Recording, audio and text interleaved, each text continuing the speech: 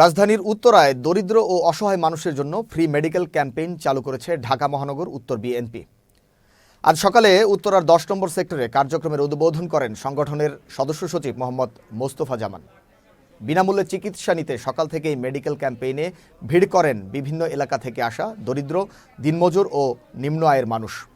তাদেরকে বিনামূল্যে চিকিৎসা সেবা সহ ওষুধ প্রদান করা হয়।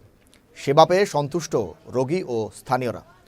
অনুষ্ঠানে প্রধান অতিথির বক্তব্যে বিএনপি উত্তরের সদস্য সচিব মোস্তফা জামান বলেন, মানবিক দিক বিবেচনায় রেখে ভবিষ্যতেও সেবামূলক কার্যক্রম অব্যাহত থাকবে।